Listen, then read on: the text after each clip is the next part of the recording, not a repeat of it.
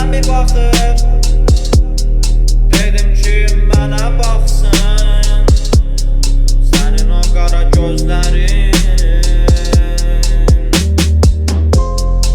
O qara gözlərin yiyəsi kimdir elə? Kartoşka mı əkir?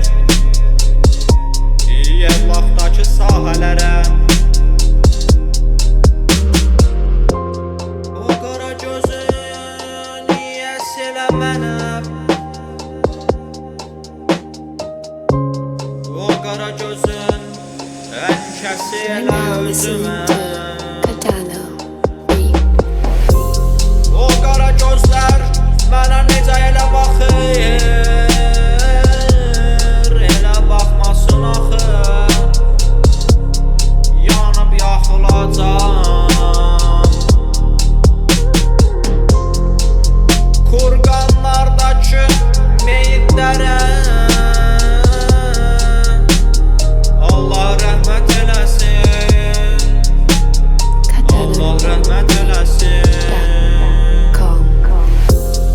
Gözəl gözlər laləzar olub dağın ətəyində bitən güllərə.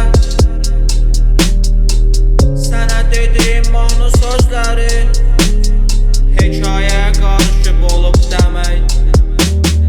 Ay qız bir ayaq saxla görüm mənə, sənin gözlərin qarədirmi? O qara gözlər ilə bir dəfə mənə bax, məni laləzar olum elə. Gülzar olanda laləzar olub dağın ətəyində nə işin var idi?